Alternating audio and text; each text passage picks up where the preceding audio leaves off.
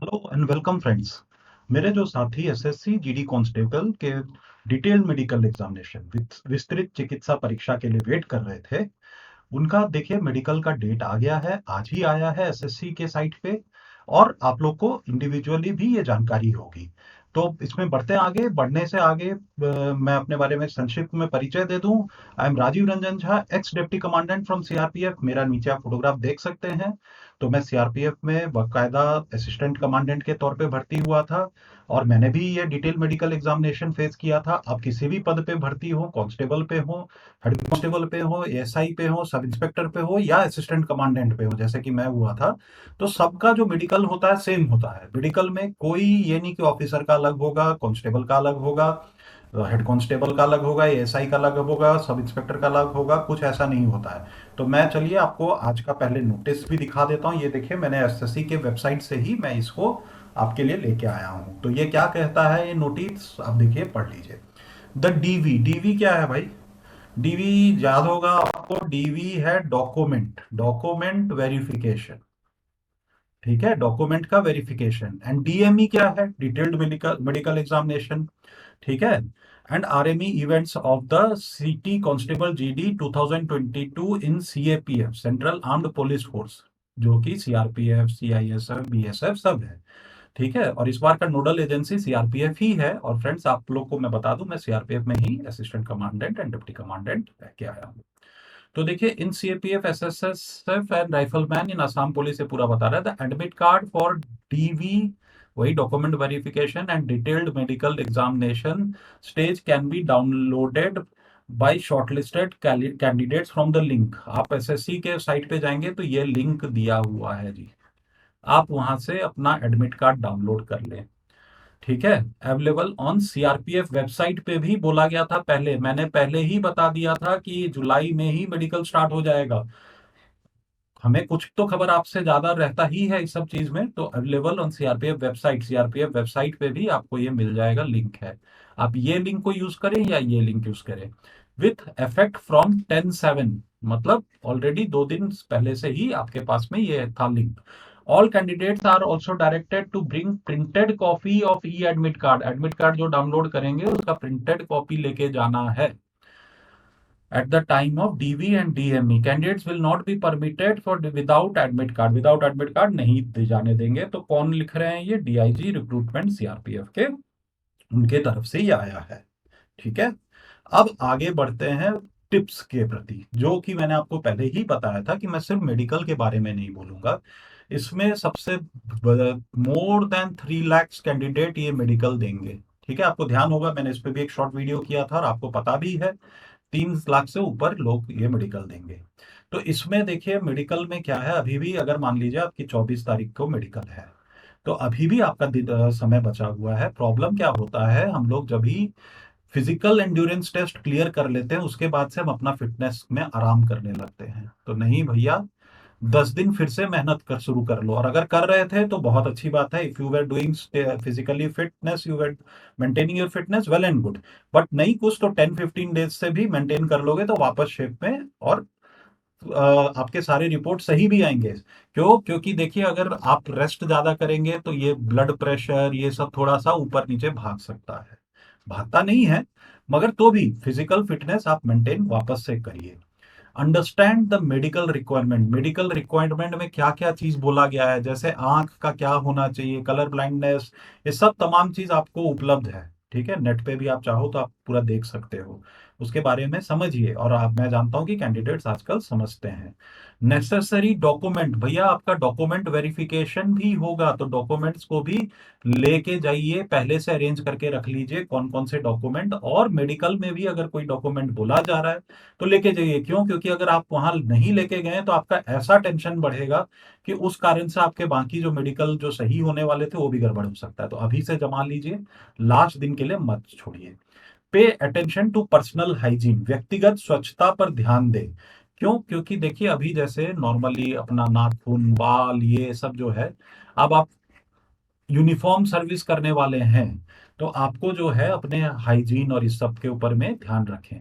और मेडिकल वाले दिन में सबसे खराब क्या लगता है कि अगर ये सब चीजें आपने ढंग से नहीं करके गए, अपने कान ये जो है उस सबको साफ साफ कर ले, साफ सफाई करवा ले। बट जो है एक चीज बता दूं, कान कई लोग जाके नाई और उसके पास बार्बर से करवाने लगते हैं, वो ना कराएं। आप ईएनटी डॉक्टर के पास जाएं, इसमें वो 2 ड्रॉप डालेंगे 2 या 3 दिन, उसके बाद में इसका वैक्स हटाएंगे। तो वो सब चीज अगर हटा रहे हैं या जो भी चीज कर रहे हैं तो प्रॉपर डॉक्टर के पास ही जाए। अगर आप मान लो कि आप किसी बार्बर या उसके दुकान पे चले गए, अगर गलती से भी उसने अगर कुछ लग गया, कट गया, तो खून बह गया, तो आपका ये जो, और एक तो गड़बड़ भी हो सकता है। और कई बार क्या होता है, कई लोगों का उस दिन फिर कान क्लियर भी नहीं हो दिख रहा होता है खून बहने के कारण। तो इस तरह का चीज ना करें। और ये भी इंपॉर्टेंट है, ड्रेस अप्रोप्रिएटली, उचित कपड़ा पहने। क्यों? क्योंकि देखिए, मान लीजिए अगर आपको बोला जाता है कि हाथ का आपका ब्लड प्रेशर का टेस्ट करना है, तो हाथ को आप खोलने वाला कपड़ा हो या ऐसा हो कि जैसा कि आपका हाथ आराम से दिख जाए। टाइट कपड़े पहने रहेंगे एकदम, ये तो उसमें टेस्ट करने वाले को भी दिक्कत आता है और आपको खुद भी परेशानी में पड़ जाओगे। एक चीज बता दूं, detailed medical examination, really detailed medical examination होता है सुबह। मान लीजिए ये अगर 8 बजे से शुरू होता है, तो यकीन करिए कि ये रात के 9 बजे तक तो 12-13 घंटा तो चलना ही चलना है। ज्यादा हो सकता है, कम नहीं। ठीक है, कोई आपको कम नहीं देख, क्योंकि उस दिन पूरा ठोक बजा के आपको देखा जाता है कि आप फिट हैं कि नहीं इस तरह के नौकरी के लिए। Be prepared for various test, अभी मैं यही बोल रहा हूँ, विभिन्न परीक्षणों के लिए तैयार रहें। मतलब आपका जो टेस्ट होने वाला है उसके लिए तैयार रहें, घबराएं नहीं। आप क्लियर हो तो आप क्लियर हो, आप मेडिकली फिट हो तो हो, आपका आपको भले ही चिंता हो रहा होगा, बट ऐसा कुछ नहीं होता है। सारे लोग आपके को सेलेक्ट करने के लिए, रिजेक्ट करने के लिए कोई नहीं बैठा है वहां पे। तो मगर आप टेस्ट के लिए eyes test, colour vision test, और भी जो ब्लड प्रेशर, हार्ट का, ये सब तमाम टेस्ट के लिए तैयार रहें। और एक सबसे इंपॉर्टेंट बात, ये जो मैं अपने पर्सनल एक्सपीरियंस से लिखा हूं, be hydrated and take ready to eat things, जैसे केला ले जाएं, बनाना। ठीक है, तो ये सब अपने साथ में रखें। अगर कुछ खाने पीने का आप रह सकते हैं तो हाइड्रेटेड रहें, और अपने साथ खाने की चीजें रखें। क्या होता है देखिए, 13 घंटा 14 घंटा टेस्ट चलेगा, 13 to 14 आवर्स। आपने पानी कम पिया, मैंने खुद कम पानी पिया था, रात में मेरा ब्लड प्रेशर नापा जा रहा था। तो उस समय तो अगर मैंने पानी कम पिया है, दिन भर से खाया नहीं हूं, वैसे ही परेशान हूं, तो ये तो मेरा आ गया था कितना, 135 140 के आसपास आ रहा था, जो कि ज्यादा होता है इस एज में।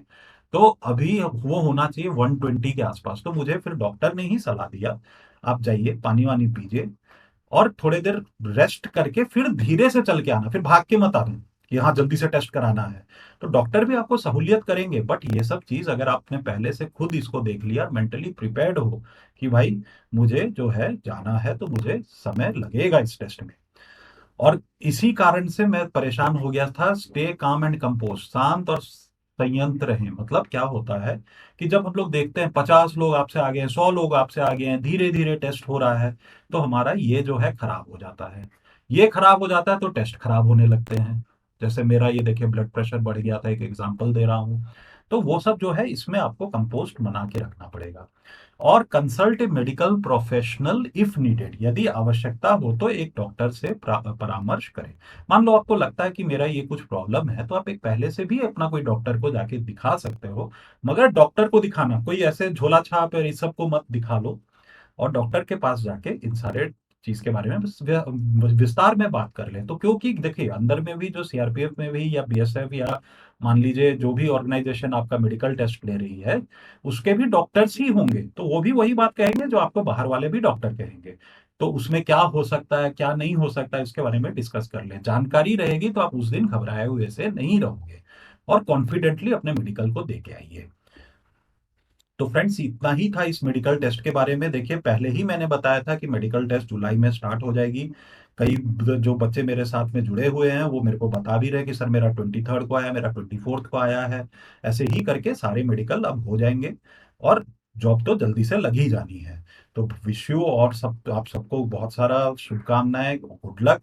आप लोग को भगवान के दया से सरकारी नौकरी मिल जाए, बढ़िया नौकरी हो जाए। तो वंस अगेन इस वीडियो का भी यहीं खत्म करता हूं। इस तरह के जानकारी के लिए जुड़ जाएं, एसएससी झा क्लासेस को सब्सक्राइब जरूर कर लें। एसएससी सीजीएल का अभी परीक्षा आ रहा है, अगर आपने भरा है तो उस एग्जाम को भी जरूर दें। उस एग्जाम में एसएससी सीजीएल में मैंने क्या किया है अभी, करंट अफेयर्स भी मैंने जनवरी से जून का कर लिया है, वो भी क्विज फॉर्म में है। तो आप जाके उस वीडियो को भी एसएससी झा क्लासेस में प्ले लिस्ट में प्ले लिस्ट में लास्ट 6 मंथ्स करंट अफेयर्स करके आप ढूंढेंगे तो मिल जाएगा आपको। आप खुद देख लीजिए आपका प्रिपरेशन कैसा हुआ है, उस हिसाब से आप अपना और उस क्वेश्चंस को देखेंगे तो आपको 100 से ऊपर क्वेश्चन मिल जाएंगे। उस सब क्वेश्चन को आप करके जाएंगे तो आपका एसएससी सीजीएल भी अच्छा होगा। सो वंस इधर आप फ्रेंड्स मैं खत्म करता हूँ। Thank you and good luck.